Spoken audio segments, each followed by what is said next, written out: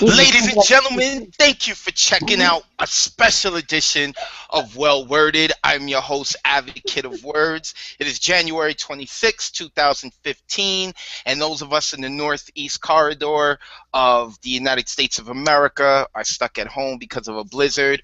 Although I'm in New York City, there is some snow. It hasn't gotten as crazy as they said it would, at least not yet.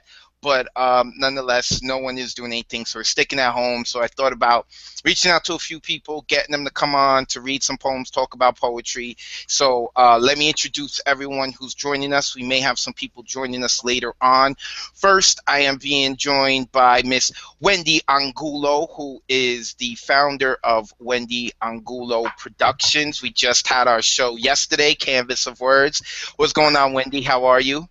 Hi, how are you? How's everyone? Thank you for the invite.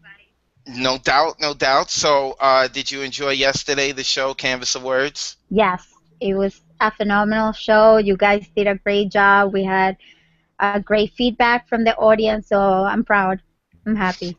Awesome. And we got another one coming up February 22nd. We're going to get Yes. into that a little later. But everyone who's listening, whether you're listening to the live chat or you're listening to a recorded version of this, February 22nd, 2015 is going to be the second edition. Check it out. And you can check Wendy's company out at wendyangoloproductions.com or wendyangolo.productions. Either one works. Also joining us today, gentleman from Massachusetts, Mr. Eric Andrade. Did I say it right? Yes, you did. What's going on, Eric? Thank you for joining us. Real quick, tell the people a little bit about who you are. Thank you for having me. I'm a spoken word artist, community organizer, and creative artist out of Providence, Rhode Island, living in New Bedford, Mass. right now, trying to survive, keep it real. Comfortable in this blizzard right now. And how is how is the weather up there? It started snowing earlier, around probably like 12 o'clock in the afternoon. So it's been going lightly. So it's you don't want to drive right now. It's just kind of like slippery out. It's not deep yet, but the conditions ain't good for driving. All right, cool. Well, good. Glad you're off the road and you joining us. So we're going to get back to Eric. Next, also joining us all the way out from Long Island, who usually gets the worst of the weather first when it comes to weather hit in New York City, is Emily Klein, who just featured yesterday. What's going on, Emily? How are you? Not much. I'm good. So tell the people a little bit about who you are and about what you just published recently. Well, I am a poet and a writer, and I just published my first book of poetry, and the title of that book is called Ember Belly. Can you repeat the name again? It broke up a little. Ember Belly. Ember Belly. And where can people get that? It's on Amazon. And where are they going to get the link to that? It's on my Facebook page. All right, so Emily Klein, Klein? Yeah. Cool.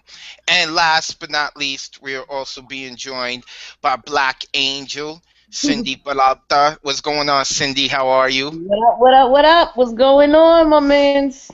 And how are you dealing with the weather right now? You're in the Bronx, right? No, man, I'm in Queens. We're kind of like the suburbs, but not really. So, yeah, we snowed in. I ended up shoveling outside not too long ago, and it looked like I ain't do not a dent in it. So, just snowed in, having fever with the kids, man. I hear you. That's why I'm doing this today, because we're all even if the snow isn't hitting too heavy, everything is shut down. And Roya keeps hitting me up. She says she can't get on. She says it's not working. All right, I'll hit her up in a second. So basically what we're going to do is I'm going to have everyone read a poem. It could be a poem that they've written or a poem that they like to read by someone else. And Then I encourage everyone else to chime in about the poem, to speak about the poem. If you have questions for the people, you can. Um, she's saying she's the only one in the video. Okay, I'm going to hit Roy up in a second. First things first, I want to read one of my favorite poems. I don't know if I'm going to be able to show it here, by Richard Henry Wilde. It's called The Lament of the Captive. I love this poem. And by the way, if you're going to try to friend Richard Henry Wilde on Facebook, you may have a hard time doing so because he died in 1847. So, Okay. old school Great. poem, The Lament of the Captive. My life is like the summer rose that opens to the morning sky, and the shades of evening close is scattered on the ground to die. Yet on the rose's humble bed the softest dews of night are shed, as if she wept such waste to see, but none shall drop a tear for me. My life is like the autumn leaf that trembles in the moon's pale ray. Its hold is frail, its date is brief, restless, and soon to pass away. Yet when that leaf shall fall and fade, the parent tree will mourn its shade. The wind bewail the leafless tree, but none shall breathe a sigh for me. My life is like the print which feet have left on Tampa's desert strand. Soon as the rising tide shall beat, their track will vanish from the sand. Yet, as if grieving to efface all vestige of the human race, on that lone shore loud moans the sea, but none shall thus lament for me. And that is by Richard Henry Wilde. The name of the poem is called The Lament of the Captive. And I really like the... What's the name of the book that you just had? Oh, it's the Columbia Anthology of American Poetry. I'm a huge, because of my ADD or ADHD, because of it, That's high definition. I totally didn't. So because of that, I like to read different poets, different poems. So it's called the Columbia Anthology of American Poetry. And the anthologies are really cool because you get to test out a bunch of different poets and read and be introduced to a bunch of different poets that you may not have been introduced to before. You could do their research and go get more books on them and stuff. So that's where this is from. Richard Henry Wilde, The Lament of the Captive is the name of the poem.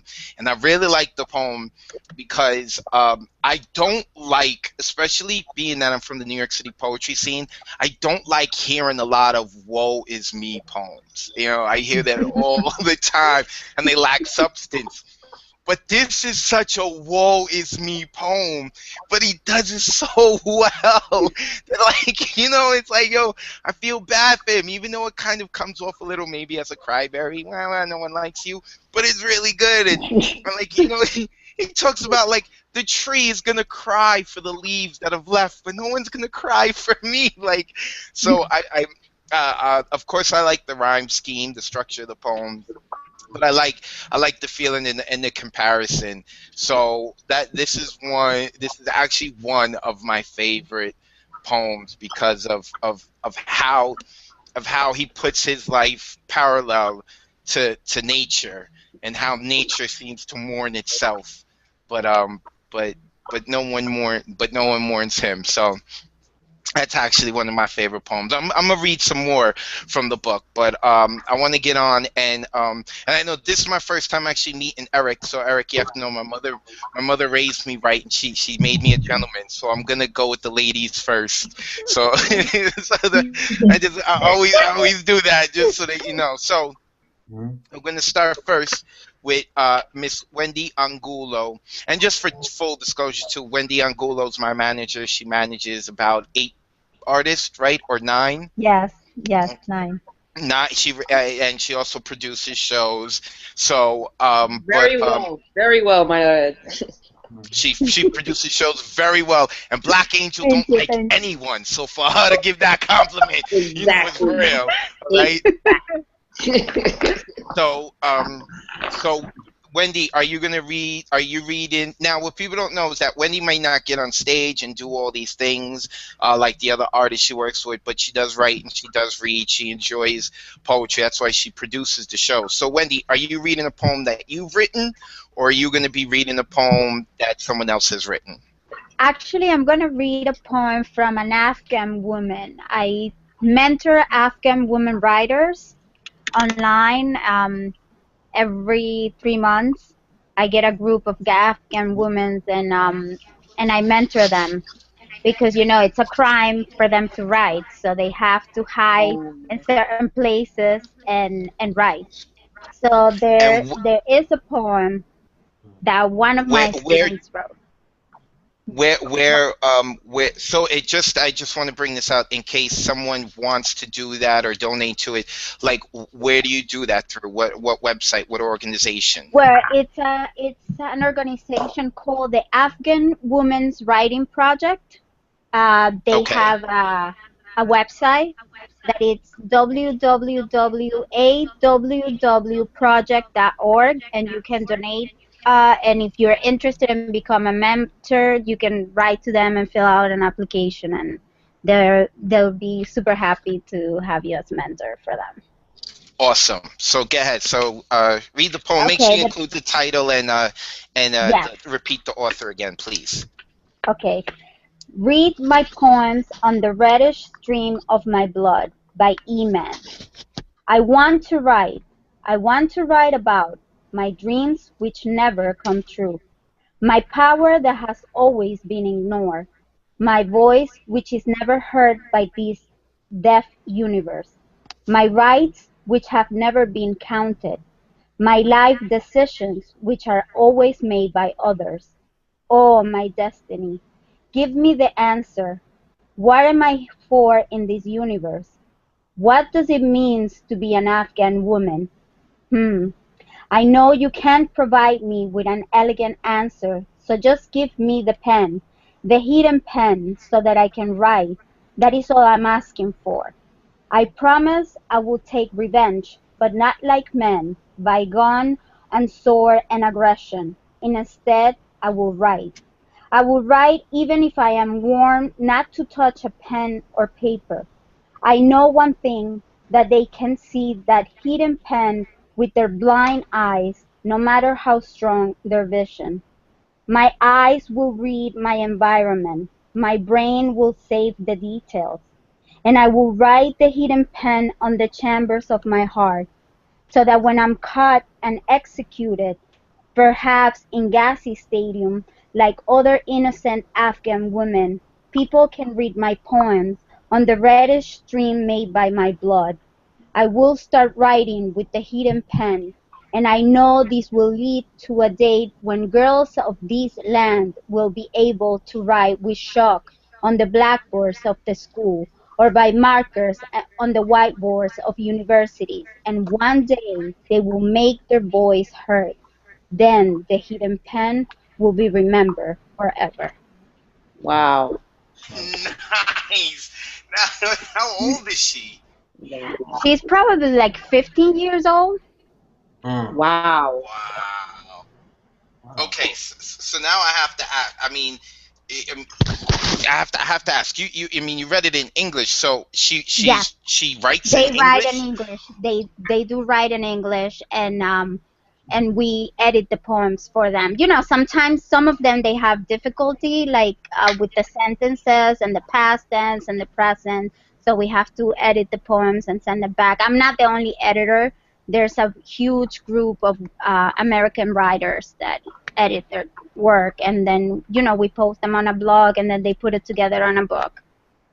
Wow. Wow. I mean that's better than some of the stuff I hear. So a 15-year-old from Afghanistan, English is not our first language. Is Yeah. wow. Yeah. I like that. That was a beautiful choice. Did anyone else want to chime in? I just think it was interesting. It kind of matched the poem that you shared in a sense of being like unrecognized. You know what I mean? And it's a travesty that the poem you read was written in the 1800s, and we're here in 2015, and people are still unrecognized. Yeah, I didn't catch I didn't catch that connection, but it's true. It's true. And what's funny is that, like, for me, I wouldn't consider the poem that Wendy just read. What's the author's name again, Wendy? E-Man. Spell it. E-M-A-A-N. E-Man. Yeah. E-Man. That didn't sound like a woe is me poem. That sounded like, you know, I'm gonna fight the world's. I feel like the world's fighting me. I'm gonna fight back. That's not a woe is me. So I think that may be the difference in the the two poems. But I do feel that within poetry there seems to be these connections in terms of that's what a poet is looking to get, is to be recognized, is to be heard. So Cut it out. so awesome. I'm sorry. Did you mean to cut it out? I'm sorry. I was still in mom mode. I'm sorry. It's all right. That's a great segue, because we're gonna go to Black Angel now, who just Oh put her damn! I gotta follow that. No, who you know just what? put her kids to The sleep. thing is that poem being written. First off, she's 15 years old, and we live in America, the most, you know, gluttonous, you know, freedom of speech and all this other stuff. So it's like, to me, to have a 15-year-old child, because, you know, essentially it's still a child at that age, to have a 15-year-old child to speak so eloquently and to grasp what the whole ideal is of not being able to voice your opinion freely without being persecuted for it. It was just amazing to me. That's why I love that poem. But okay, if I gotta follow that, now I'm like, okay, what privilege now can I poem write? You know. Like, what is me? I have snow all around me. Like, all right.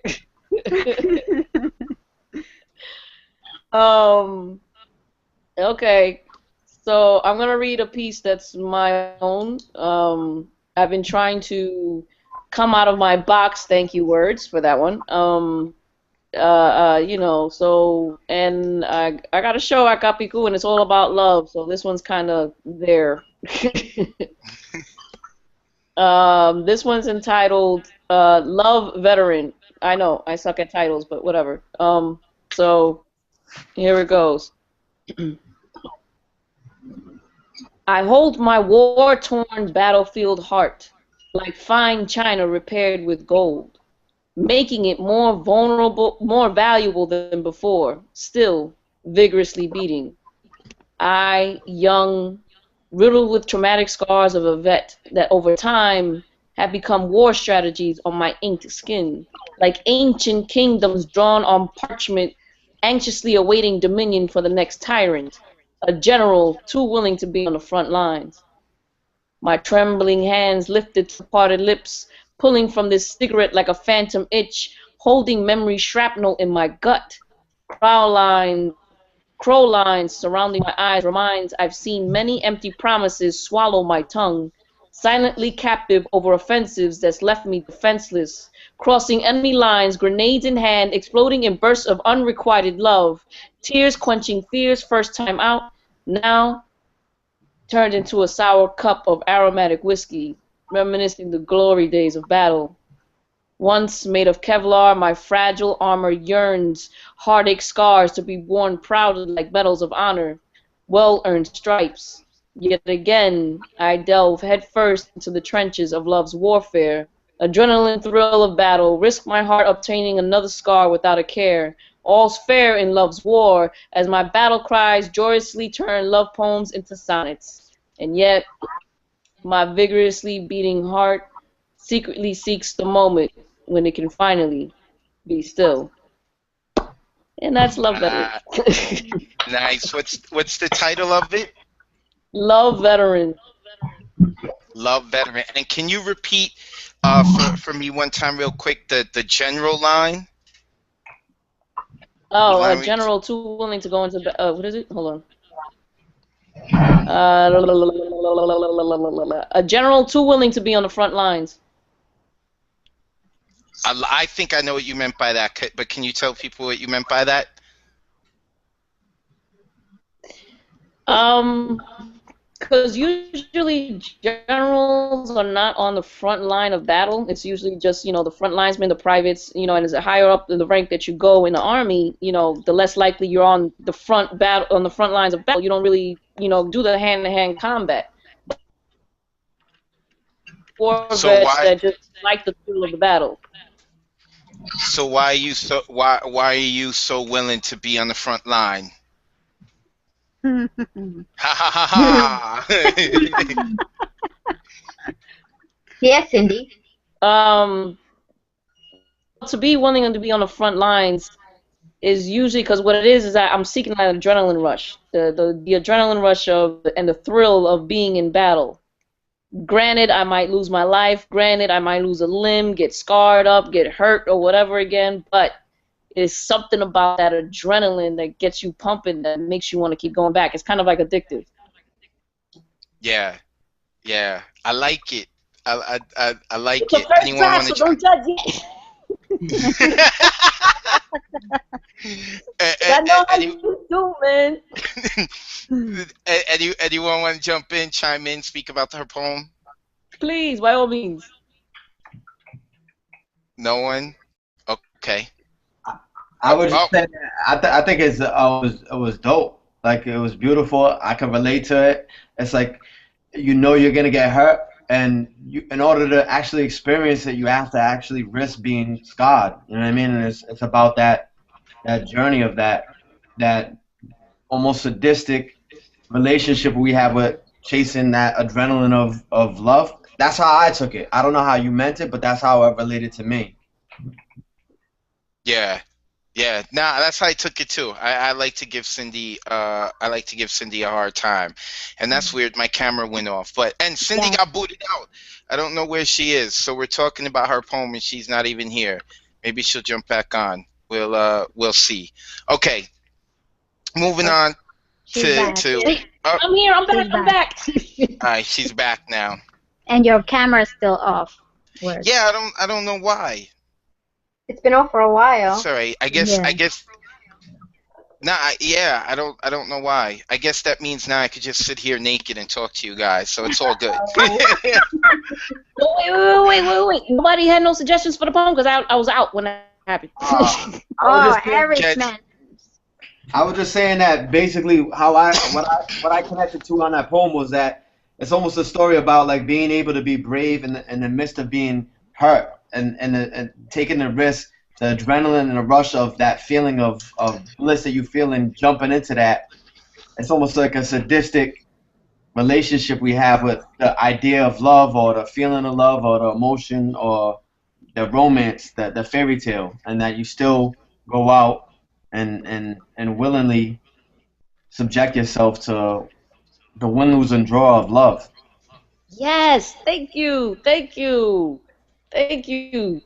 so much. It's still a first draft, and I'm still working on it, but I feel And it. that's why I wanted you to also speak on the general line, because I also took it in the sense that you're saying that you're the leader of yourself, of your own army, and when it comes to love, I believe when I went to Catholic high school, right? I went to Catholic high school my first year, and then I bounced. But first year I had a religion teacher who said you cannot love pizza because pizza cannot love you back, and I thought that was genius. So I turned around and I made it as if you can't love something unless someone loves you back and they give your all. You can't love someone unless they give your all and you give your all, and then you know who the real person is, they know who you are, and then that's where that love connection is. So for you to talk about like the general being on the front line, you're talking about like a general is considered the most important part of an army, and even in some old school wars between gentlemen, as they say, you were not supposed to shoot the generals or go after the generals. The generals for each side were able to walk wherever they want, and the armies were supposed to fight. And the fact that I took it as you putting the general out there, it's like you're willing to put yourself on the line. Like that's how much love what it means to you, and that's why I like the line. I like what, and I also like what Eric had to say and added on. So so awesome, good job, good follow up after that. The Afghan teen killed it, and after you streaming on your kids to go to bed, now people won't think you're such a meanie. But you see what, Words, I'm gonna tell you this much. I thank you very much for the workshop that we took this summer. Some of Words, whoever's listening, telling you, man, take the workshop. It actually, you helped me see the glass ceilings that I was making for myself, and I'm deciding to, break through them now to, expand my art. So it's like, because, if anybody really knows Black Angel don't talk about no love. So, at all. That's right. So, Summer of 2015 plug. Hey, gotta do it. So moving on in that fashion to someone else again, plug in, who took Summer of Words. Hey, all the way out Long Island, and she's stretching and yawning, and we got it all on the webcam, and it's now on the internet forever. Miss Emily Klein, who recently published her book Ember Belly. Am I saying it right? Yes. Yes. Awesome. And she just featured last night for Great Weather for Media, who includes Jane Omerod and Thomas Fucularo and a few other people, David Lawton, and there's a few other people whose names I'm missing. I'm sorry, guys, if you're listening, but check out greatweatherformedia.com. But now it is Emily Klein's turn. Emily, are you going to read a poem by yourself or from someone else? I'm going to read one of my poems. Okay, cool. This piece is called Smoke Break. Can you repeat the title? I'm sorry. It's called Smoke Break. Okay. Can you hear me good? Yep. Yeah. When you're a teenager where I live, the only job you can get with no experience is a cashier. We met working part-time at the local supermarket. I ran the register, you restocked the produce department. And our first conversation was on a smoke break. That night, they put you on cart duty. I stared out the window, waiting to catch a glimpse of you, hopefully. I found you outside, and you asked if you could share a cigarette with me. I handed you a full one, and you corrected me. Nah, that's cool. I only wanted a little bit. I don't know what you meant, but 2 weeks later, we shacked up together. You, me, the produce aisle, bakery, and everything in between. And things changed quickly, and that was okay with me. I was looking for someone to love me, and I didn't realize it then, but you were looking for something different. Like a rubber band wall to bounce your anger off of. The world told you machismo, but your brain chemistry flipped a switch that only operated on a playground full of empty mood swings. Your face changing faster than the roller coaster thrills at Disney, you said, "Promise it will only ever be you and me. I need to know you take this seriously." You didn't have to say anything more to convince me. We spent every waking moment together. The farthest distance traveled was the length of a run-on sentence. I kept wishing for heart-to-heart conversations, but only got lectures and accusations. Sex was the only way you knew how to show affection, and I let it happen. Hoping someday you would realize my devotion. But it never happened. So I asked for space, just enough to organize the effects of your changing faces. I came back to a mountain full of misery. Every moment I spent away was time enough for you to envision other men serenading me, and made up situations where I strayed. The days thereafter, every man in a 50-foot radius became the enemy. Don't look, don't talk, mind the direction in which you breathe. Don't even think of making eye contact with the drive-through cult at Wendy's.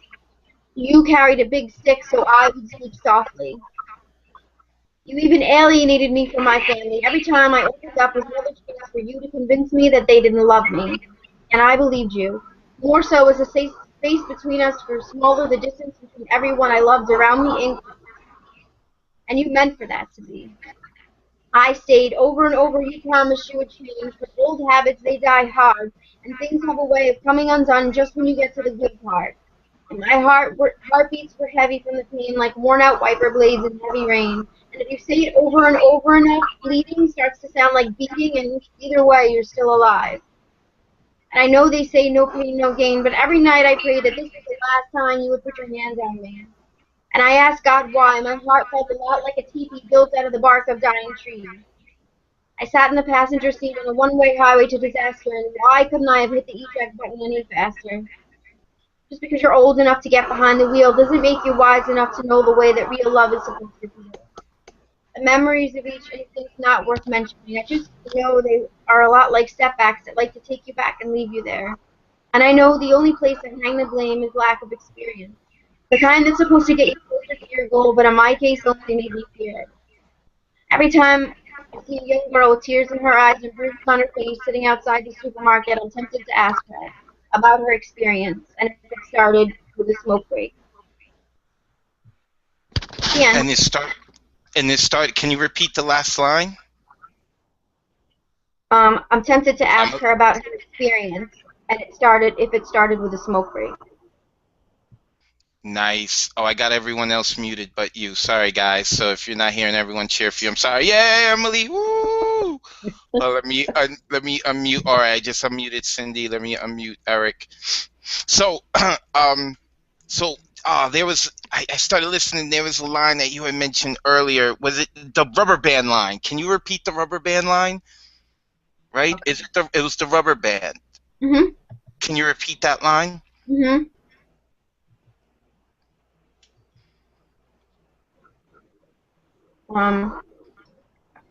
I was looking for someone to love me, and I didn't realize it then, but you were looking for something different, like a rubber band wall to bounce your anger off of. The world told you machismo, but your brain chemistry flipped a switch that only operated on an empty playground full of mood swings. Nice. Nice. Nice. So I think it's obvious, but nonetheless, go ahead. What inspired that? Why did you write that poem? Why did I write that poem?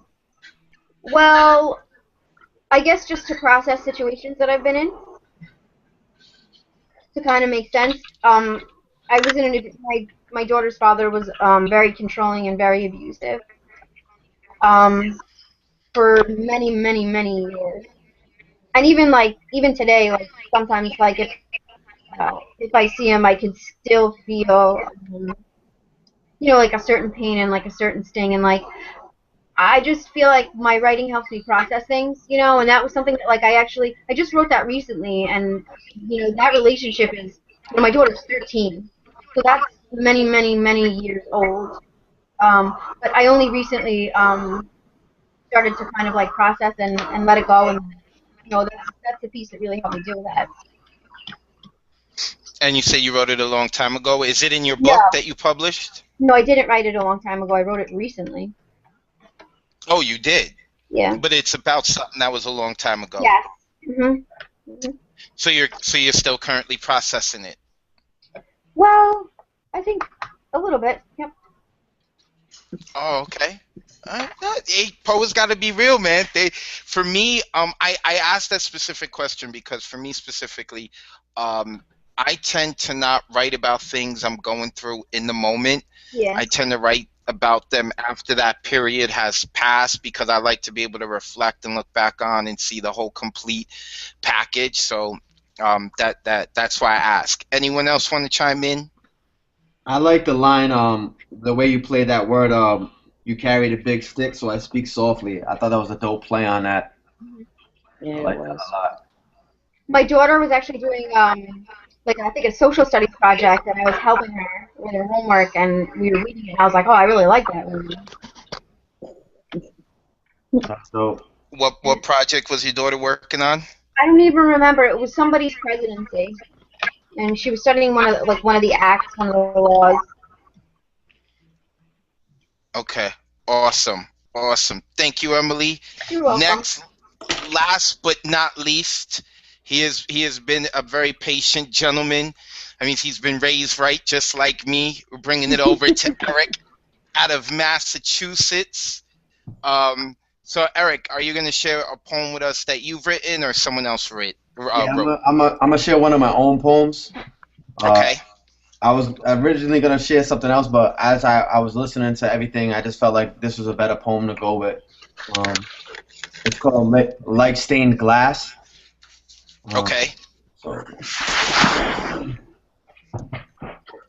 If I had a chance to rewrite my wrongs, I believe I would rewrite my songs with words that weave light like dawn's early rise, opening my heart and letting my thoughts open my eyes with the truth spoken, with no lies. See, I'm hoping I could be more open, my heart no longer broken as I try to paint pictures of poetry from my pain past. Scripting together pieces of peace like stained glass, I would name past my future. Look back at now and sow seeds from the trees that bear the fruit of my labor. Looking outside, I would see inside, finding my own reflection in the eyes of my neighbor. A survivor, no longer a slave to my ego. I would balance my equations, making all sides equal as I deal with the karma that I gave to other people. Peeping through the small peephole, seeing inside the deep soul that speaks and keeps holding perspective, realizing the real lies, letting the truth reveal I truly feel eyes only scratch the surface. So I speak, so I seek to speak words that serve much more purpose as I expose why I chose to rebirth to this earth's surface, digging deep beneath the dirt and the hurt, I search for the right words that might right my wrongs. As my truth brings light like the dawn's early rise. This I provide as my Quran or my Bible, the place where my spirit lives on and finds survival after my time is gone and my vitals cease to be. See in my words, I give you a piece of the peace in me. Nice. Nice. I like that. Now we're not able to read the poem. We're hearing it. So you say the last line. Can you repeat it, please? Um,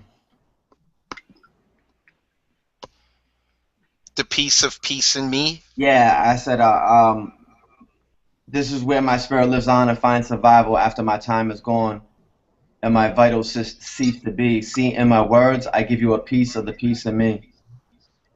So when you say the first piece is like in terms of a fraction of yourself, and the second piece you're talking about like the calm in yourself. Yep. Exactly. I just want, because we're not reading it. I wanted to make sure. I like that. I like that poem. So what I can imagine what sparked it, but I'll let you explain it. What sparked you writing that poem? I think I just going on a journey of self discovery and hurt and overcoming a lot of stuff. And I have a daughter, and I lost my mother at a young age, and that was a big part of my void, and that kind of like stayed with me a lot. And I feel like for me, I think about now that I have a daughter, the fact that your words have life beyond this moment. You know, they have purpose and they have meaning, and she's gonna look back. So I wanted to write something that was like kind of expressing that I'm not perfect. I'm good and I'm bad. You know what I'm saying? I come from a pain past, and I'm trying to take these broken pieces of glass, these broken shattered pieces of myself, and piece them back together, and leave something behind in the words that I write. And I feel like that the purpose of this journey of this pain that I've gone through is like leading breadcrumbs for other people that have been where I've been to come to somewhere different. You know? Yeah. I like. Anyone else want to chime in? I'm not the only Yeah. mom on here. I felt his piece was powerful. Get ahead, Wendy. I feel his piece was very powerful, and I think it kind of described what I feel from the outside looking in. Um, that's what every poet wants, you know, by their writing. You know, you write because you want to leave a legacy for others, and you know, it comes to mind also the poem that Thomas performed yesterday when he's talking about that every poet died when he writes a poem, and with every poem you also like become a better poet. So Yeah. I feel that that's also like every poet try to do that as a human being, because when you all write your poems, it's you open you're sharing a part of your life that it's very difficult, and it looks better on paper, and it's like you have that opportunity to make it look pretty and and give it a different view. So thank you for sharing that with us. It was Thank you. great. I like to jump in. Is that all right? Yeah, go ahead.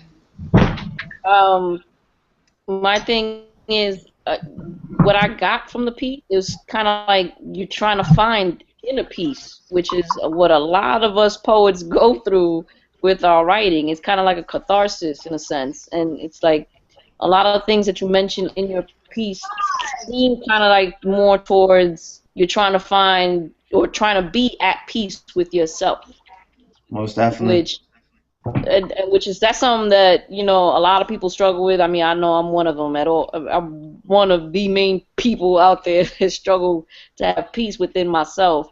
So to hear that described in a poem, it was just like, yep, that's me right there. Yep.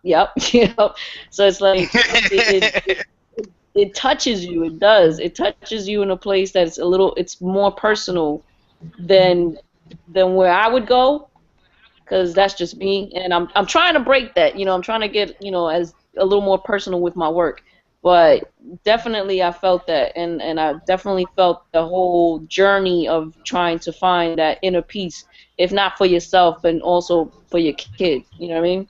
All right. Thank you. No problem. Awesome. Awesome. All right. So, real quick, I want to go down the line. And if you guys have another poem you want to do, we can. But first, what I want to do is inform everyone of where they can find you and what you have coming up next. So, Wendy Angulo, you had gone first before. We'll go back to you. Where what is it exactly that you do, and where can people find information on you, and when is the next event? Okay, I'm a manager and a producer of poetry events. You can find me at www.wendyanguloproductions.com. I'm on Facebook, on Twitter, on Instagram, and my next show, it's actually February 13th. One of my artists, Jamel St. John, it's featuring with Cindy at Capicu, and then February 22nd we have the second show of the Canvas of Words poetry tour at the Bowery Poetry Club. 1 o'clock, 1 o'clock p.m., 1 o'clock in the afternoon, people. I got a lot of messages yesterday thinking it was 1 a.m. No, 1 p.m. Sunday afternoon poetry. Awesome. Yes, So you had mentioned Black Angel, who's going to be featuring at Kapiku on the February 13th, which is a Friday, and that's at 8 p.m., not yes, 8 a.m. yes. so, so Cindy, go ahead. Tell everyone who you are, what you do, and where they could find info on you and your next show. Well, as you know, my name is Cindy. I go by the name of Black Angel. As Wendy mentioned, I do have a show on February 13th, Friday the 13th, and it's about love. So I don't know how to feel about that, considering that Friday the 13th is a specific day.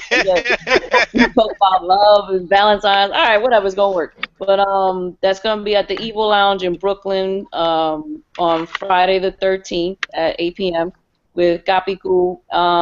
You can find me on Facebook, facebook.com/Black Angel the Poet. I'm on Instagram as well, Black Angel the Poet. WordPress.com/Black Angel the Poet.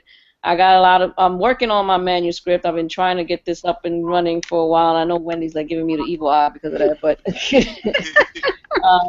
yeah, so I'm definitely coming up. That's my next show is at Capicu, and I'm trying to settle something for March, and we're trying to see what's gonna happen from there.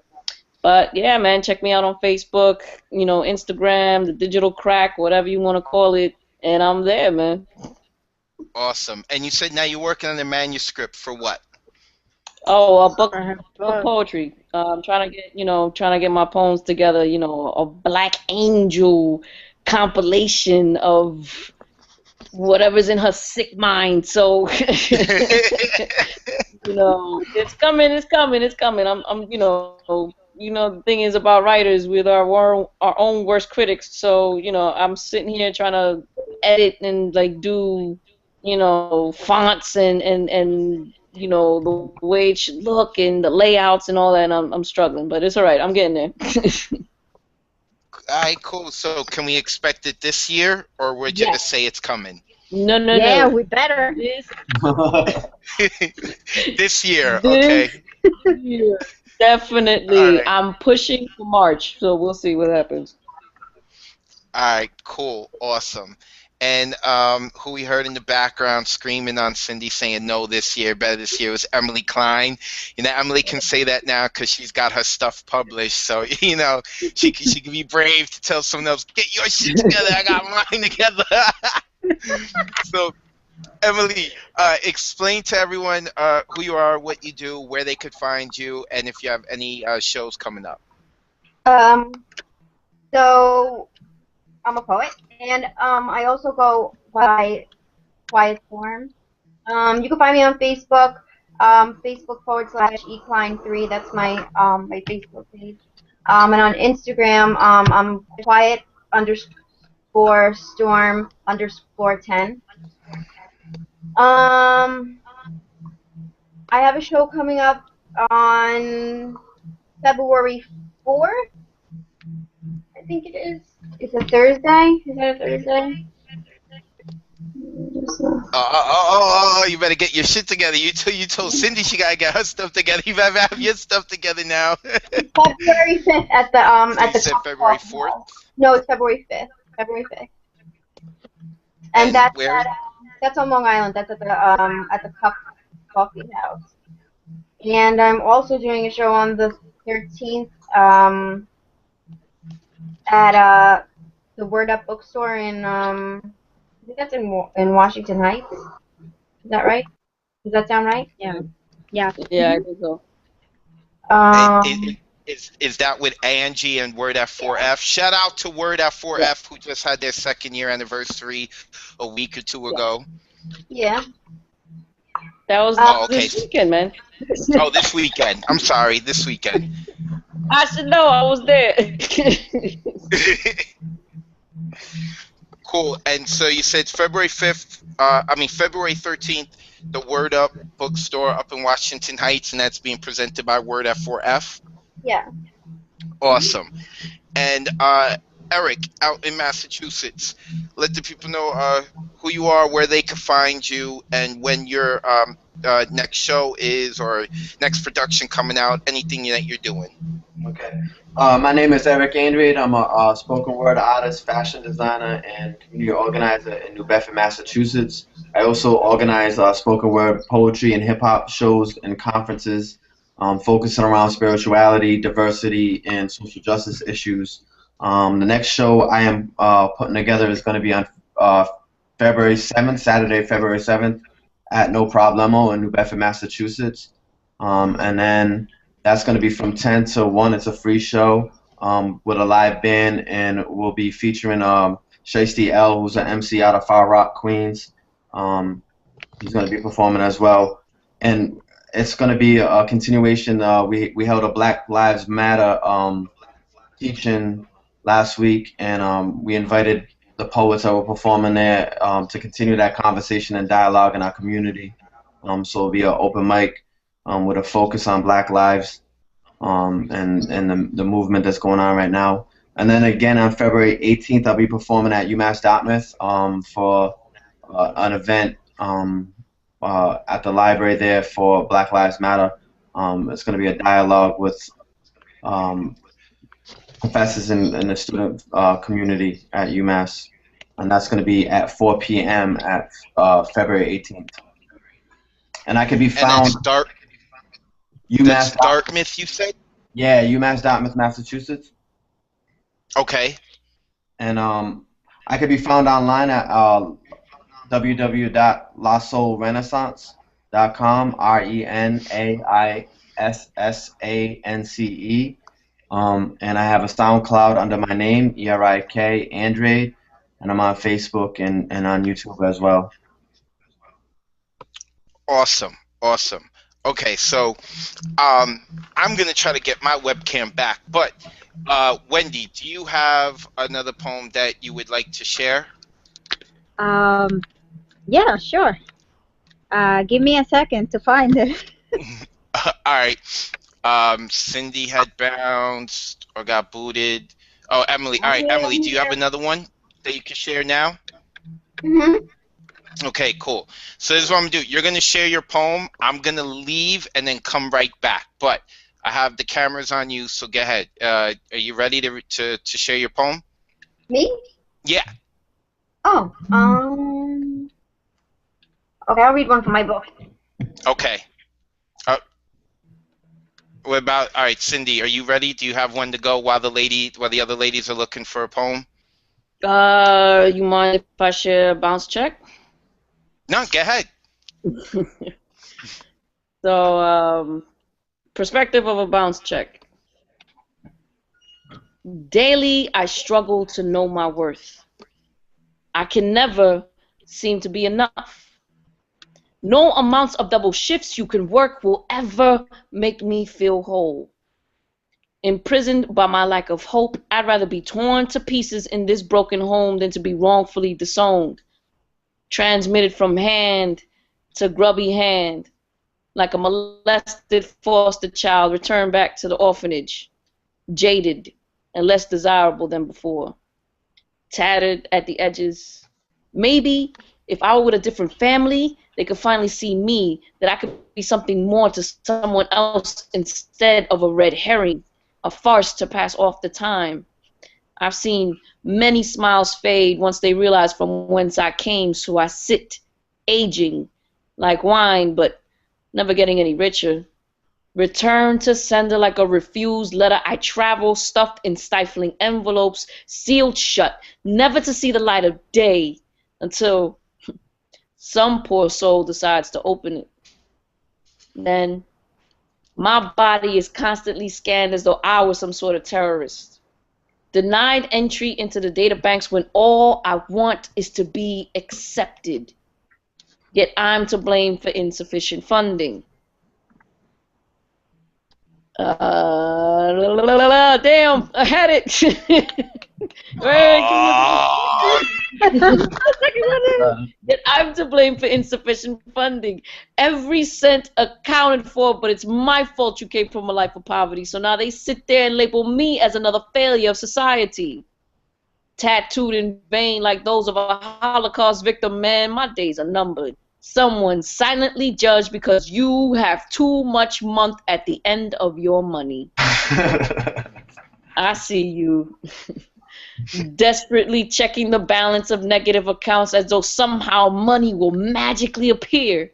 Pushing back bills, accepting late fee after late fee after fucking late fee. Hoping one day to break free from the debt rising above your knees, dying to keep your nose above water, struggling not to drown, just to have your tears add to the sea level as it keeps rising. Because I'm the one that's keeping you from living within your means. My existence doesn't matter to you.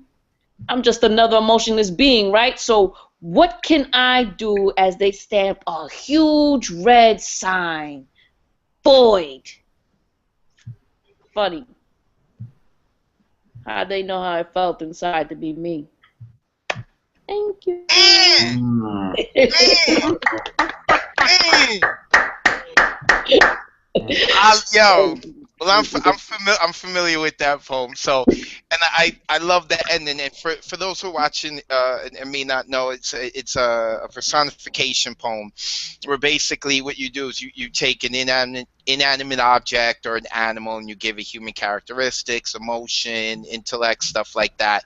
So Cindy did that with a bounce check, and I love it, especially that last line. That's my favorite. That's for me. That's the gut check, because you think Thank about you. a blank check, and I mean a bounce check, and it says void, and we circle back to what we were talking about earlier in the broadcast about someone wanting to get recognized, and yeah, and feeling void. All right, anyone else want to chime in? Because I'm just gonna keep going. I think the rent shit and I was like, damn, she's fucking autobiography, my bills, my relationship, my bills. That shit was real. I relate Thank you. 100%. Thank you very much. Thank you. I don't have The enough little month. history behind it. Go ahead. I said I don't have enough month in my month either. Because you don't wait. Say that line again. Repeat the line again. Well, because you have too much month at the end of your money. Nice. Word up. Word up. What's funny is that this poem is, another sum of words, child, if you want to call it. Like that one, that was real tough words. I'm gonna tell you this much, man. You know how much I struggled over that damn poem and struggled and struggled and struggled. He's like, no, go deeper. You can do it. Go deeper. And then we were closer and closer to the show. And then I literally wrote this like maybe 3 days before the show that we did or something like that, and memorized it the next day. And I was like, all right, let's go. I'm gonna do this at the show. We're gonna do it. We're gonna do it. Oh my God, man! I tell you, this poem has been tough on me, but I'm learning to accept it. It goes hard. I love it. I love it. All right, Wendy, you ready? Yes. Okay, get So now. Who? I'm gonna read a poem that I actually workshop with you. Okay. My Love Traces poem. Since Nice. we just plugging in words. So let me trace an outline to understand where you end and where I begin. Growing myself up, liberating the child who thought a complacent mind is how to be loved. Can I see my reflection without seeing your shadow? My once bruised heart beats without your blood pumping. Clenched fists are no longer a punch in the face. I show its natural beauty without makeup to cover shame and hide truth. Walking without feeling my limbs were mutilated by your anger. Talking without you, muttering screams in my ears to shut the fuck up as the volcano within you erupted. My voice is no longer muted. No blurred lines, scars, or love taps hidden by long-lived excuses, protecting those hands which pin, choke, and slap me to the ground. Fingernails, no longer claws, clinging to life or leaving clues in case I'm never found. Rooted Wow. in the epidermis of my soul, regaining my life, pain became strength, resurrecting missing pieces of this soul. And this is where I drew the line of where you ended and where I began. Wow. Nice. Oh. Can um can you repeat the line, the long sleeves line again? Yeah. Okay, hold on. No blurred lines, scars, or love taps, hidden by long-sleeved excuses, protecting those hands which pin, choke, and slap me to the ground. Now I know what it means, but Gad, for those who are listening and may not have followed, just in case there's anyone out there, I think they should have followed what you said. But can you explain that line and what you mean by the long sleeve excuses? Well, I was in a very abusive relationship, and a lot of times, many of us women, whether you're strong or weak, we always cover those things that happen in a relationship. So that's where the long sleeve comes because I will go to work with bruises and I will always find a lie. Oh, what Yeah. happened to you? Oh, I fell. Oh, the cabinet hit me. Or the dog scratched me or something like that. And I will never make that person responsible for what happened. Yeah, so Wow. I like how you meant it metaphorically and literally. Long sleeve excuses. That went hard. That That went hard. Anyone want to chime in before we move on? I would like to say that piece alone hit real hard. You actually you reach the point where I'm actually trying to reach with my own writing is to go in there gritty, dirty, get my hands dirty again in that place that a lot of us like to repress once we've gotten over it. And the fact that you spit this poem and you have this energy about you of just pure strength that you know you're mentioning things that happened to you before, but you're at a place now of pure strength, which is very inspiring, and I thank you for that piece, Wendy. Thank you. Thank you. Yes, I dug it. I really dug it. And for those, now I got my camera working. For those who are looking, that I keep looking down at my phone and tablet because I keep trying to get Roya onto here. She's watching it. She says all of you people look beautiful, and we're having trouble getting her onto the show, but I want to get her on. All right, Emily, are you ready with your second piece? Mm-hmm. All right, go ahead. Floor is yours. Okay, this piece is called Bottle Caps.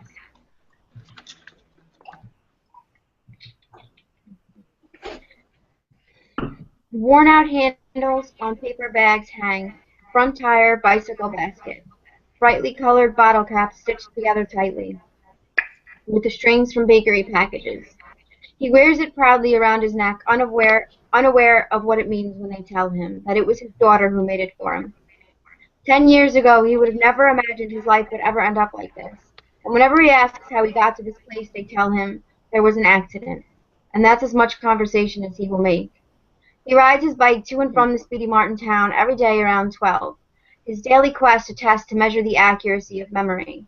He rarely carries money for anything more than a piece of candy, and the house he lives in, they're slowly teaching him how to handle his own finances again. And since the accident, he doesn't talk much. His sentences stumble out in stutters, and his hands he keeps inside his pockets. He doesn't like the way his brain sends shockwaves from his spine down to his fingers, forcing his hands together loud like thunder. He rambles down the aisles, one foot after another, just the way the doctors showed him when they taught him how to walk again.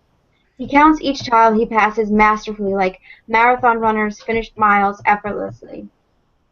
He hurries to the same spot, right by the lollipop rings, wrapped up in the pink packaging. They don't make them anymore, and this is the only place that he can find them. He walks until the flashbacks stop him in his footsteps. He reaches with one hand to grab the bottle caps on his necklace. The other hand, tightly gripped knuckles, white from clenched fists, stays buried in his pocket. See, he can't remember time or place, but he always remembers faces, and every time he reaches the sixth black speckled tile down the Speedy Mart candy aisle, he sees her. Eyes the color of sapphire, hair the color of flaxen like summer-scented dripping candle wax. His heart beats like a cannonball, sudden flash of lightning deep inside him, and he can't ever find the words to describe the feeling, not even by a landslide.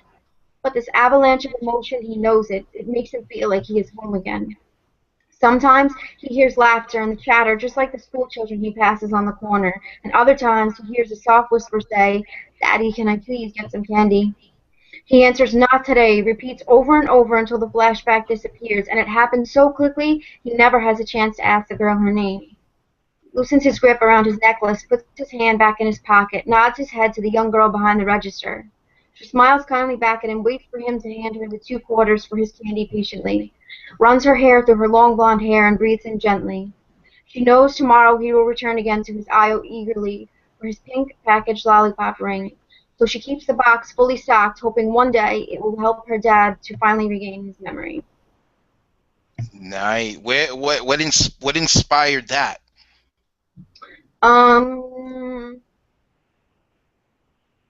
I don't, nothing. I just sat down one day and I write every day. I sit down and I write every day. Sometimes I'll use like writing prompts, and sometimes I'll just go, like in the middle of the night, I'll get like a random like sentence or a phrase, and I'll just go from there. And I think it was something about bottle caps that I had in my head. So. And so I mean, you didn't pull from different places. It was just like just completely from your head. Because even like even when writing, sometimes I'll pull from different places or different inspirations or characters I have. But and so and I may have missed it. Excuse me. What was the accident, or did you not mention it? I didn't mention it. I You didn't didn't. mention it. No, I And didn't. and what was the accident, or at least in your head, or did you allude to it, or it didn't matter? It didn't really matter. Okay. It was just an accident where he lost his memory. Okay. So then why? I'm still curious why. There's got to be something in the subconscious that you addressing something. Or are you just fronting? I'm completely unaware of it at the present moment, but Well, think about it, because I promise you, if you I maybe hate that when you make me do that. it's connected to something. I don't know what it's connected to. I'm just saying it's connected to something. Okay, Eric, your turn, sir. Do you have a second piece ready? Yeah. This piece is called If Only If.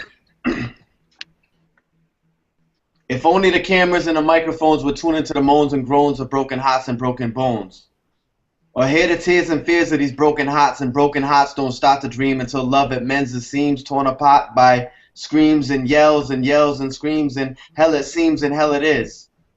A hell where kids get killed and martyred, rapes get hit by father who hit kids harder and harder, and it's harder and harder to grow smarter when there's no freedom of speech.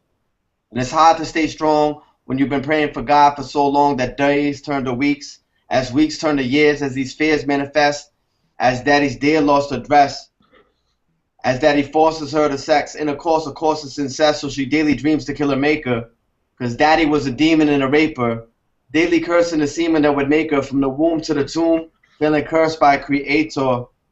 And these years of fears turn to fears of peers. In oppression and silence, it turns to aggression and violence. But do we really care? And when will we take time to share? Because the problem is right here, right now. You see, it is the truth that lies behind our lies. The skies behind our concern lies the truth.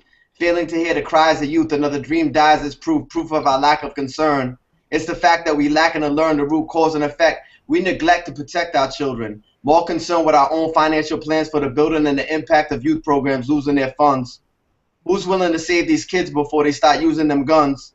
Me, myself, I'm tired of mothers and fathers losing sons and daughters to senseless slaughters, tired of AIDS programs having to beg for them quarters. The system is out of order. The system is out of order. Police, supposed to protect and serve us, usually just disrespect, then disturb us. This present got me nervous for a future where our own police and neighbors would rather shoot you than lend a hand. I'm not pretending, man. This is a land of hysteria, otherwise known as America. You see, I don't prescribe to the prescription of the lies and addiction of this American pie. It's a lie, it's a fiction. So I question, why are we living till we die in a prison of division? Too many politicians are driven by worth, dollars and cents. Economic scholars intent to invent ways to enslave the blue collar to rent. Meanwhile, in my parlor, incense sages that burn, book pages they turn. With age, I learned to discern between the friend and the foe, and those people just pretending to know the root cause and effect. Never taking the time to correct our own mind state. At times I find fate to be too late, because it's hard to wait for God in a state where children they get scarred with their hate. And I swear by God I find it odd that men rape, acting more wild than ape, criminal and savage. Love is the minimum, it's average for daddies to forsake in a marriage. And way too soon, daddy's little girl should be taking that carriage, strolling the block.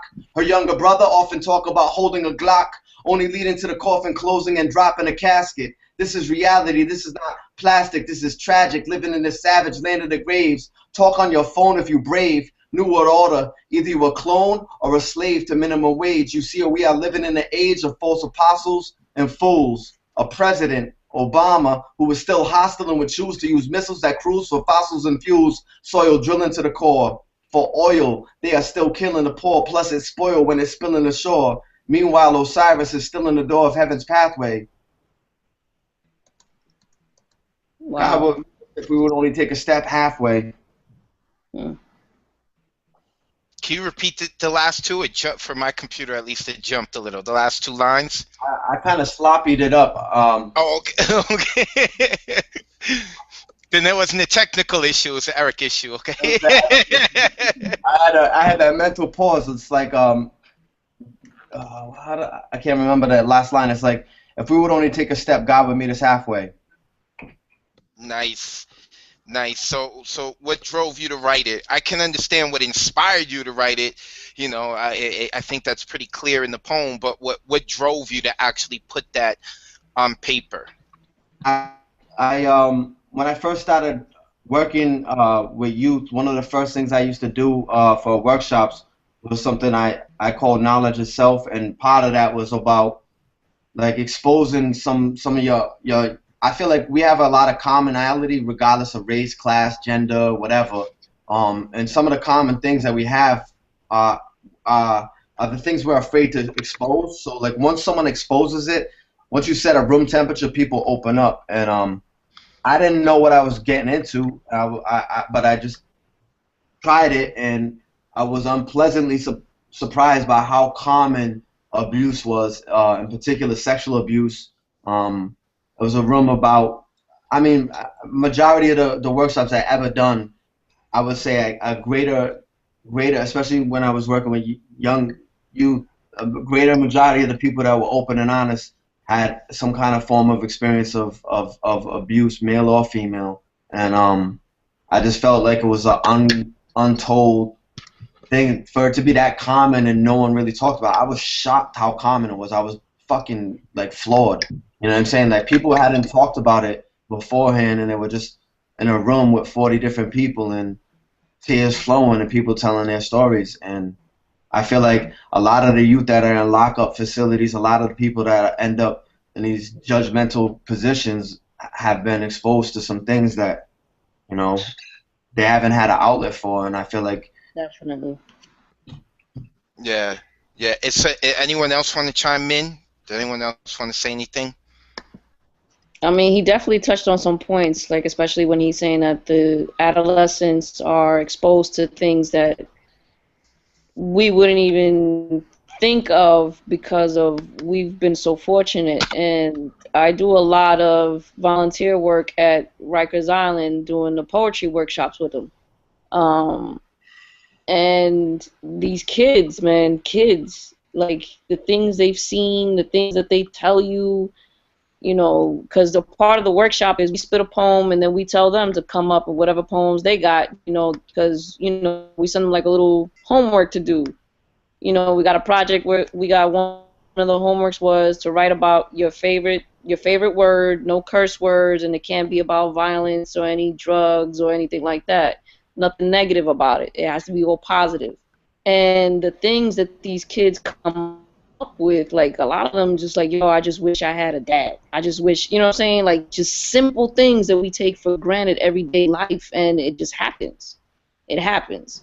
And you know, that piece is definitely right on point about it. Yes. Awesome, Eric. Good job. Thank you for sharing. I know I had told you that if there's any of you who has to go, let me know. It's okay. Everyone can stick around. Yeah. yeah. So far, so good. Yep. Okay. And I keep getting Roya. I keep trying. I don't know if she's still watching. She may now be frustrated, and I don't blame her. I keep trying to get her in, and it's not sending her here. I don't know what's going on. So, Roya, if you're still watching, thank you. I'm so sorry. Me and you are gonna work it out because I definitely want to get you onto this. So. The poem I want to read, I'm not sure if this gentleman is alive, but he was born in 1923, so I don't know. His name is James Dickey. I love it. I love to read poems that are not from my era. I love to read poems that are outside my culture. And I do that because I feel like I can still find the common string between me and them. And if a poet could do that, you know, that's why I love Rumi. Rumi is born 13th, 14th century. He's Persian. He's a holy man. Those are all the things I am not, and I still love his stuff. So there is that awesome. There's that awesome connection. I love it. So this gentleman's name is his name is James Dickey, and again, it's from my the anthology, the Columbia Anthology of American Poetry, and it's called The Heaven of Animals. Here they are. The soft eyes open. If they have lived in a wood, it is a wood. If they have lived on plains, it is grass rolling under their feet forever. Having no souls, they have come anyway beyond their knowing. Their instincts wholly bloom and they rise, the soft eyes open. To match them, the landscape flowers, outdoing desperately, outdoing what is required, the richest wood, the deepest field. For some of these, it could not be the place it is without blood. These hunt as they have done, but with claws and teeth grown perfect, more deadly than they can believe. They stalk more silently and crouch on the limbs of trees, and their descent upon the bright backs of their prey may take years in a sovereign floating of joy. And those that are hunted know this as their life, their reward to walk under such trees in full knowledge of what is in glory above them, and to feel no fear, but acceptance, compliance, fulfilling themselves without pain. At the cycle center, they tremble. They walk under the tree. They fall. They are torn. They rise. They walk again. So that is a poem by James Dickey called The Heaven of Animals. I like this poem because I feel like he really gave it some thought of what a heaven would be for an animal. Like he talked about, like the prey, especially the prey part. I also like the fact how he connected within his poetry, I guess his point of view, whether people agree or disagree with the politics or belief of what he has. I think what's really good is that like he put this life in heaven.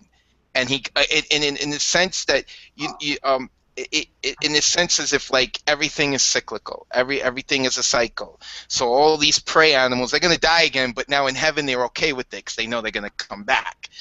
So they have no fear, and and now the hunters are even better at what they're doing. Everyone's better at what they're doing. The woods have more wood. It's more wood. The plains have the grass. It's more grass. It's more, it's grass rolling under their feet forever. So I like it for the fact of the perspective, like I said, that he took and how he tried to combine the world that they had left, the life that they had left when they died. Because if they went to heaven, their heaven of animals, it means they died, and it still followed them, which also touches on such a much deeper topic in terms of what everyone asks for, regardless of what religious belief people have or don't have, is what is after this? What happens when our flesh and bones collapse? And I'm always interested to see what different people say and how they speak about it. And it also leads me to think, like, what does he think heaven for people is? What would it be like for someone, for a person? And I also think, and the last point I'm gonna make about this poem is that he doesn't, in a way, he doesn't make everything pretty. It's almost as if saying that, like, in his way, this heaven is perfect, but it's not necessarily pretty, because there are still animals being hunted. There's still things that are dying in heaven, and I think that's a crazy concept to go on and to think about. So his name is James Dickey. Dickey. It's called The Heaven of Animals, and you can find the poem and many others in the Columbia Anthology of American Poetry. And I swear they should be giving me money because I'm always promoting goddamn freaking book. But I love it. I love all the different poets who are in it. So to round this off, I'd like to quickly get everyone's perspective on why they enjoy poetry. Whether you enjoy it as a writer, a reader, whatever it is, I just want to know why you enjoy poetry. And we're going to start once again with Wendy Angulo, who produces and manages.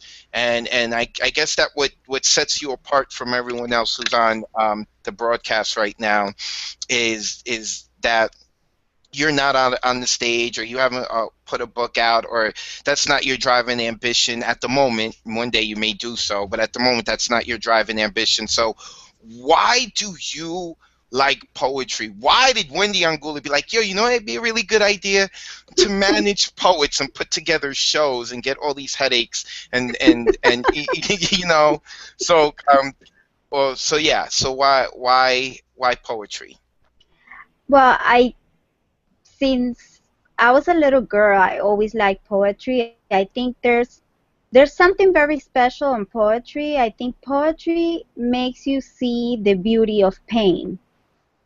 The majority of poems come from a place of darkness, of pain, of a struggle, but some way, somehow, you find beauty within that struggle, within that pain. That only a poem can show you that. And poetry connects so many people regarding, it doesn't matter what race, what gender, your culture, we all get connected through the story that the poem is narrating to the audience. So I think that's the beauty I have found in poetry, and I have been very lucky to work with many great poets and writers that had the ability to pinch that nerve at the show and have people crying and have people that never heard poetry before get connected with these people and feel like, oh, that's my story. Oh my God, that's so true. Like that line right there, that happened to me. I connect with you. I know how you feel because I felt the same way. So for me, that's what's unique about poetry. Awesome. Awesome. And before I move on, thank you, Wendy. And before I move on, I got a message from Roya, who's still watching, and she knows the poem I just shared, and she said that James Dickey died in 1997. So again, you can't send him a Facebook friend request, but you guys look that up. And she said she liked that poem too, and that's awesome. Another shout out to Roya Marsh, who I think she's the she's still the reigning New Yorican Yes. slam poetry champion, and what's super awesome about that is that she is from the 2014 New Yorican slam poetry team was an all-women's team. Yes. But what is so awesome about it is that each and every single woman earned that. This wasn't the New Yorican pandering to women. This wasn't the New Yorican trying to make this a political statement or a social statement.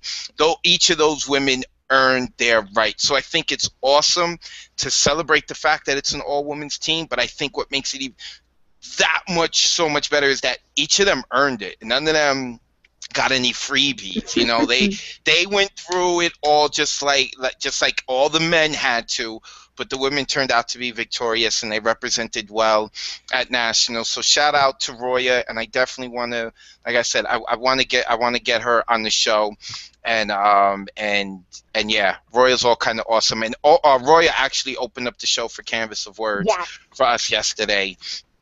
She did awesome, and and you know, Roya keeps getting shout outs on Well Worded, because when I had Stephen Willis on last time, he's up at Manhattanville up in Purchase, New York. We were shouting out Roya. So even though Roya couldn't be with us today for whatever technical reasons, we're gonna figure it out. I'm gonna get her on here. She gets shouted out. So what's up, Roya? Glad you're still watching. I'm glad that you were able to correct me and let me know when James Dickey passed in '97.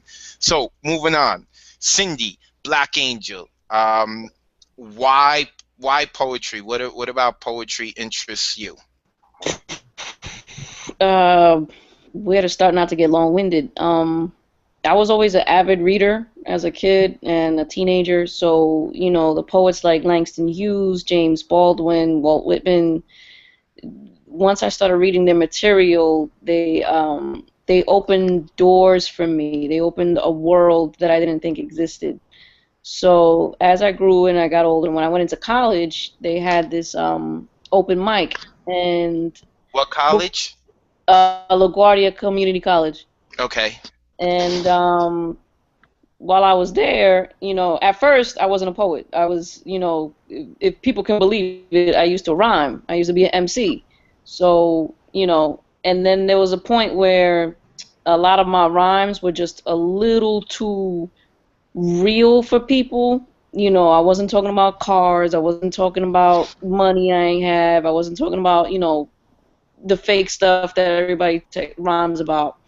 I was rhyming about my life and things that was going on in my life. And people were like, yo, you know what? You kind of like Tupac. You know what I'm saying? You really need to do poetry. And once I started going into poetry, it was just like a snowball effect.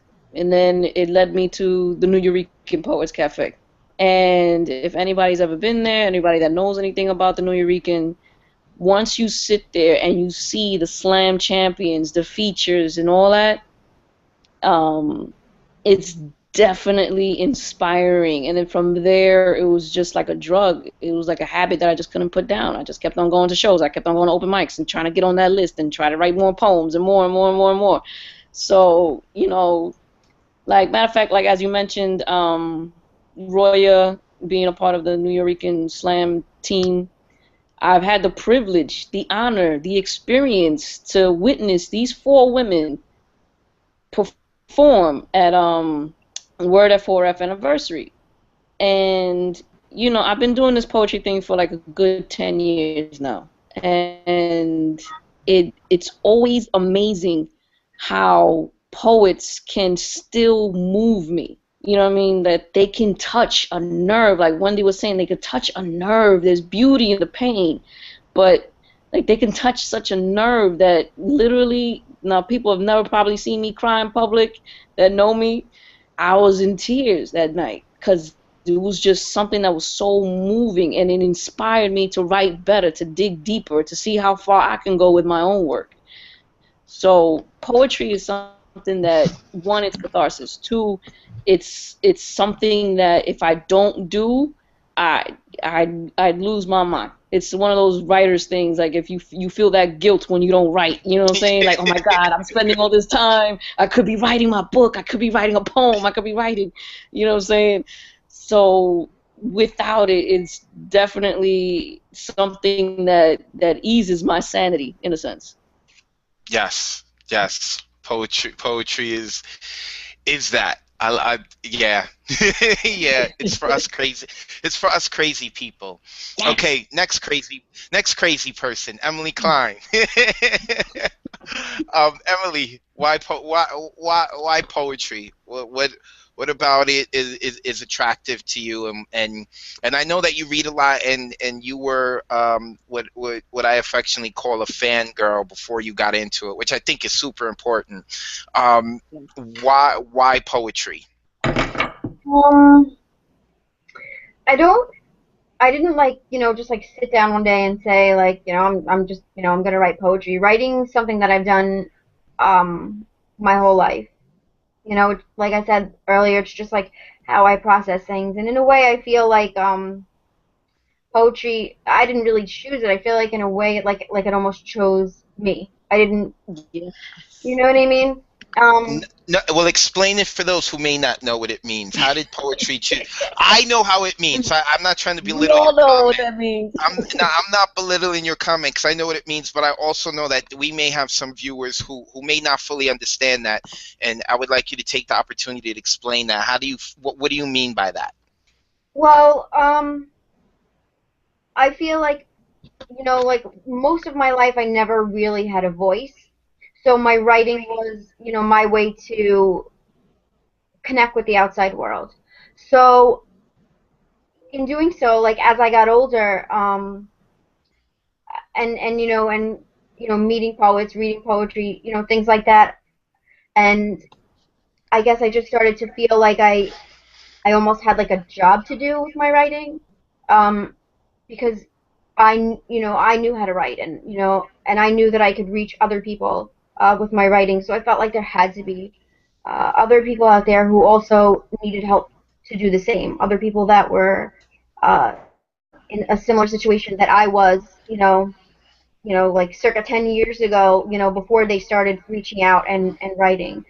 So, I feel like poetry, it's not really a hobby. I feel like it's more of a calling, you know? Mm-hmm. And some people just, some people just have that. Some people just have to go that way. It's not like, I mean, I'll be honest. Like sometimes, like I hate writing. It drives me fucking batshit crazy because if I don't do it, I feel sick. You know, I feel like physically and mentally fucking sick.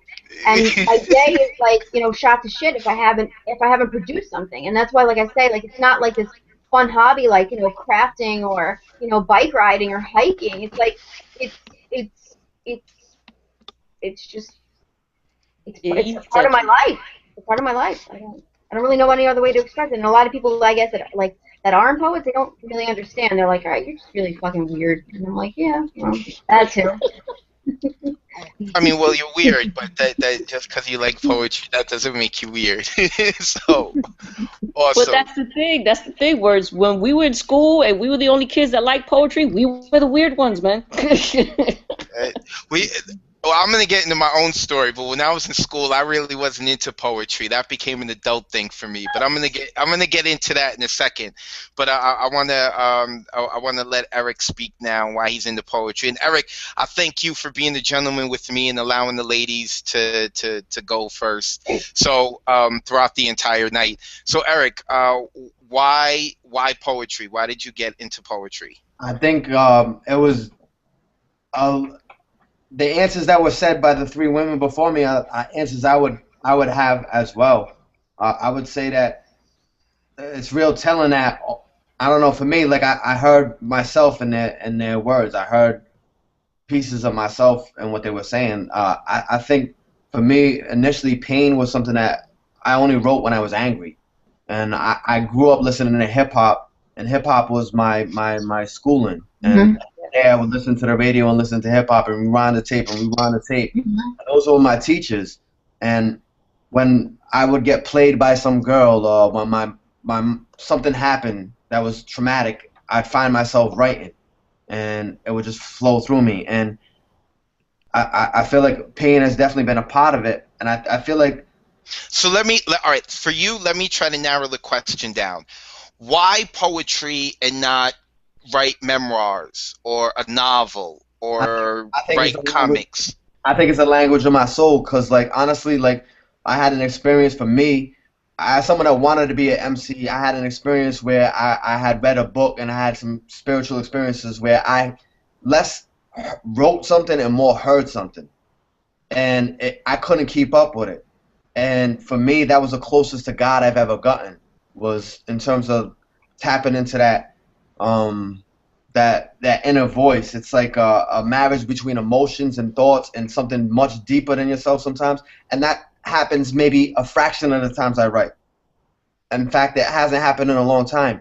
But it's almost like that drug. You ever hear of like somebody that talks about their nostalgia for that feeling, and it's still there. And someone told me a long time ago, because I stopped writing for about 5 years. I was in a situation, and it just kind of relationship wise and just stress and stuff, I didn't write. And a friend of mine, a mentor, professor, poet, Everett Hoagland, was calling me and telling me that if you don't write, it's like a disease. It's like he said that in the African culture and in many cultures, even in Greek mythology, that if you are a poet, then you're considered possessed by something, and if you don't exercise it, then wreak havoc on your life. And that speaks to what Emily was talking about feeling crazy when you don't write or when you don't have that outlet. And sometimes, and I guess for me, it's a cathartic experience. It's healing, but it's also about being able to connect with people. I can tell you some of my political views and have a conversation about poetry like that right now. And because the four of you relate to me, you may listen to me, but I could say the same thing in poetry, and people that would not normally listen to me will listen to me. There's something about when someone says something in poetry, you could say something that normally someone would walk out the room if they knew what you were talking about. You know what I mean? But they're gonna open up and hear you because of its poetry, and that to me is powerful. And I feel like there's a responsibility that we have, given that we've opened up to that. And I think everybody's a poet. I think everybody's an artist, and it's just about figuring out how to go back and find that. But for me, it's healing. It's everything. Awesome, awesome. So my beginnings are not very honorable. I, for me, I started to my first true connection with poetry. I wrote it about it in my book. I was a sophomore. I transferred into a new school. A person who would eventually become a very good friend of mine, Herbie Fenord, had shared a poem with this beautiful girl. Like when she walked in the room, I was like, oh, this well-developed Dominican girl, gorgeous, Mary Sherry. I remember her name, Mary Sherry, and she cool person too. But you know, when I first met her, I was like, man, this girl's beautiful. So I'm sitting in class thinking about all these cool things I could say to her. I'm the new kid in the school, fresh start, you know, all these things. And he walked in and he spoke with her, and he's like, yo, Mary, I got a new poem. And he shared the poem with her, right? And I can't for the life of me remember what the poem was. But what will stick with me for the rest of my life is how she reacted and how, like, there was that true connection. And in my head, I was like, that's it. That's the new thing. That's how I'm going to pick up girls, write poems to them. And I struggled for years. Like, I have some of my old poems from that point, and they are embarrassingly horrific. Right? I wasn't being genuine. And then I was working down in the financial district. I had only been there 5 months. I was in a 6-month probation as a new hire. Then the towers came down. They downsized. I could no longer work for them. I was on unemployment because no one was hiring after September 11th. Everyone was trying to get the city together. And I found the New Eurekan Poets Cafe. And that's all she wrote. And the one poem I remember was by a gentleman named Carlos Gomez. Wow. Who's actually he's well known within the poetry circuit. I've done some shows with him. I haven't seen him in a long time. Shout out to Carlos Gomez. He's been doing his thing. And he had a poem asking what are words worth. And he started mentioning all these different words that were easy on the ears, like, you know, like I think it was like love and stuff like that, complimentary words. And then he started mentioning words that are rough on the ears, that, you know, are racially insensitive, that get people's blood fired up. And at that point I realized, like, wow, like, you know, these things, they have a real power to it. And then and I was like, that's what I want to do. I want to get on the stage. Like, that's what had really motivated me first, was to get on the stage and the girls. And I had some really good success in the early part of my career and doing it. And then I got grounded. I got knocked off my high horse. And I started to really fall in love with the page and the words. And then that's when things really started to come to me. And I was like, oh, screw trying to get women with this. Screw trying to get the spotlight with this. Like, yo, this is gold. Just being able to read this stuff and write this stuff, like, this is where it's at, not out there. And that's what it was for me. But I also realized that throughout my entire life, you know, I always tell people that my mother is the type of person, she could get you to open up about anything. Like the most hardened criminal in the world, I do not care who it is, they will spill their guts to my mother. Like, she has that kind of energy. And my father has the ability to cut someone down in size, you know. He just seems to know how to find your weak point and cut you down. You could be having a great day, you know, like don't ever send my father to the Super Bowl, because you can send him into the winning team's locker room and he'll make them feel like crap. Like, he has that ability. So to have that kind of dichotomy and grow up and have to maneuver through it, I felt like it had always been preparing me for a love of language.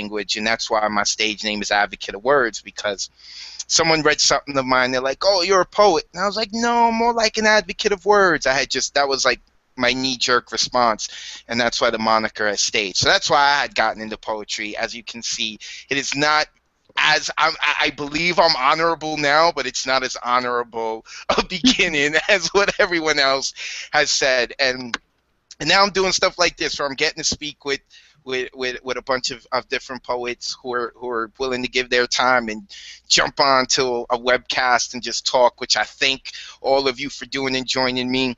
Also, you see over my shoulder, is a video playing, and that is Chilo's video called Roberto Clemente Walker, and it's his poem about Roberto Clemente. So I filmed and edited. I have this series called the Director of Word series.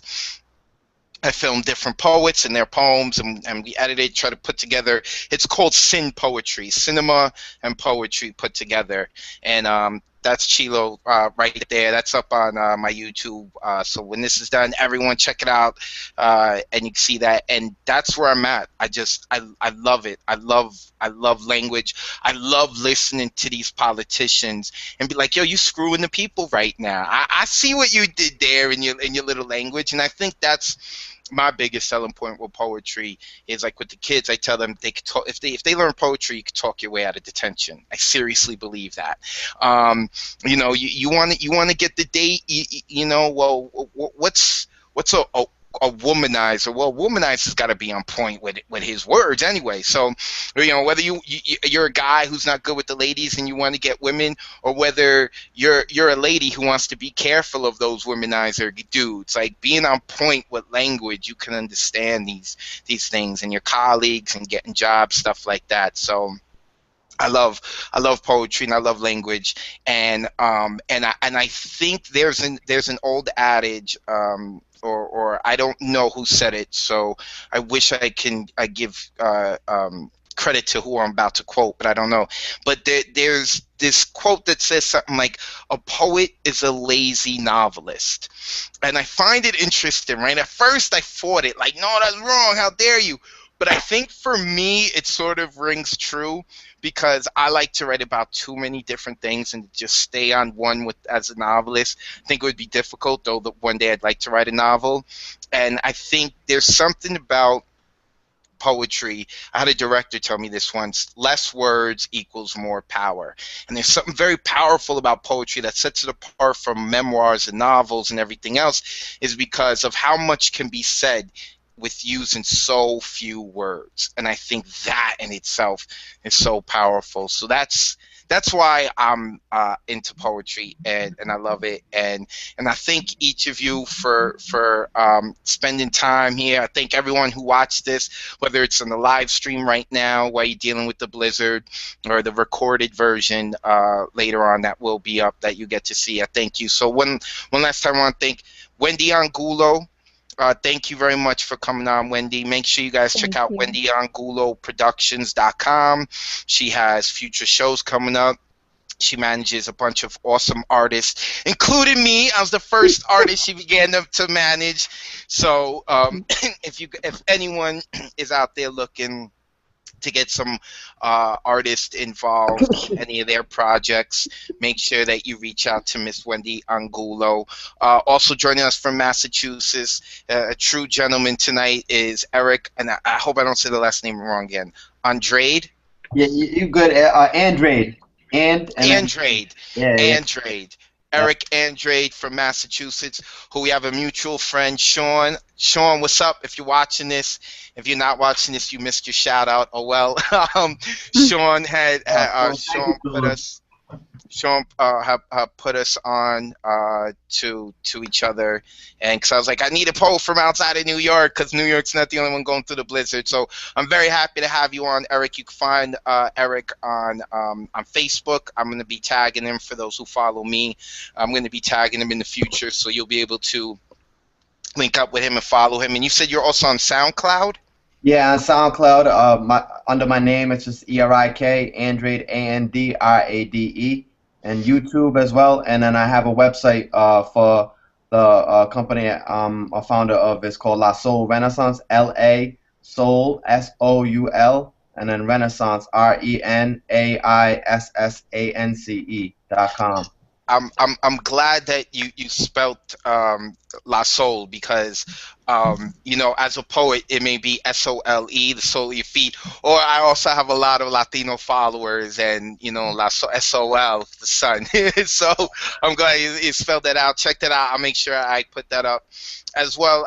Thank you for Emily Klein for joining us, a recently published author who has yawned, who has stretched, who has yelled at people all on this webcast. She's crazy, But you're going to see in the future, relatively soon, Miss Emily Klein and her being crazy. So Emily, thank you for joining us.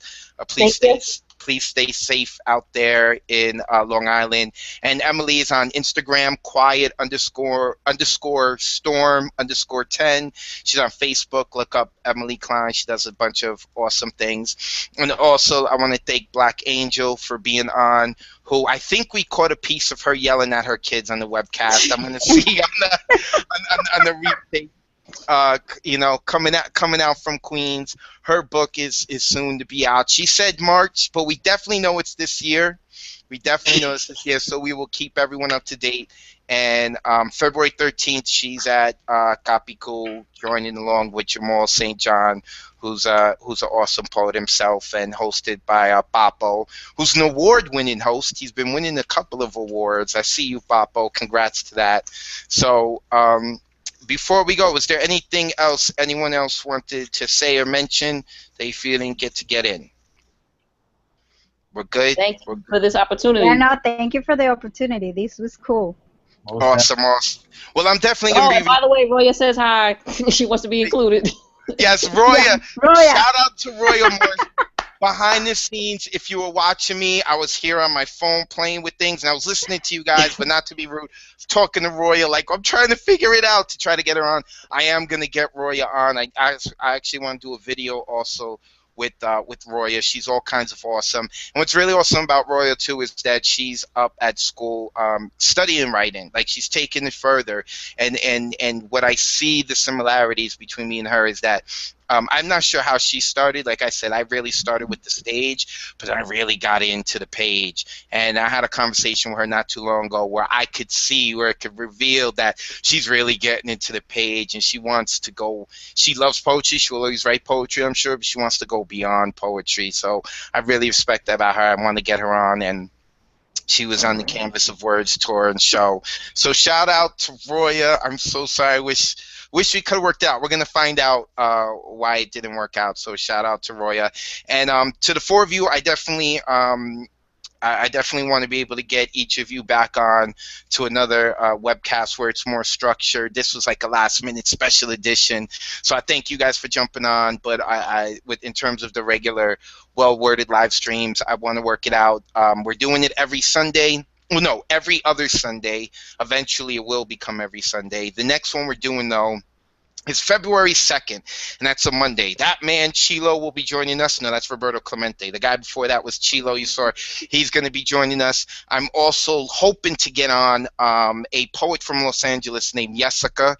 So in case she's watching, I'm coming for you to ask. And there's another person who I wanted to get on the show today but was unable to because of technical difficulties, is a comedian named Vernita Bostic.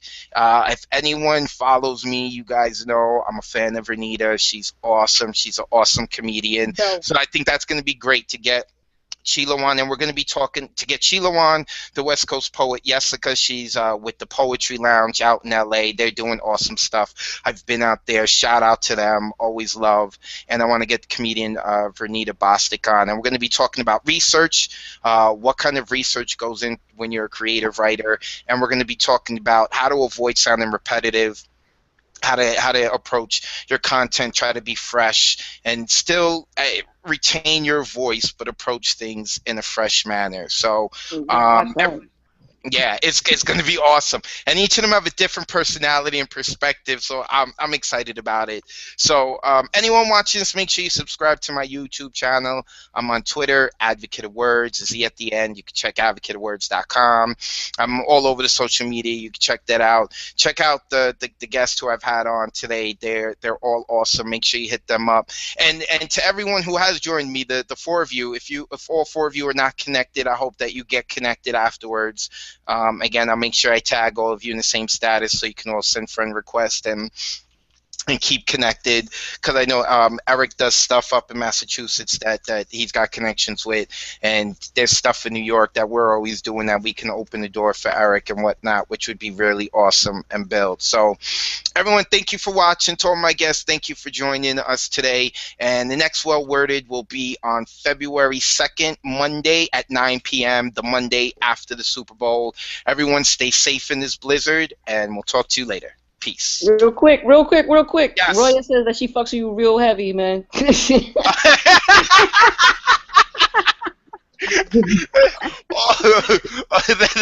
what's up. We had to get Roy a shout out in. That's what's up, Roy. I love you. You're awesome. Yo, she sent me up on the side like, tell Eric I fucks him real heavy. That's what's up. That's what's up. She good people, and she's good. She's good at what she's doing. She good people. That's what's up. Yeah, she is. All right, cool. So my guests, stick around. We're gonna end the broadcast, but I'm gonna get to speak to you guys. So to everyone watching again, thank you for watching. And Roya fucks with me heavy. All right, peace.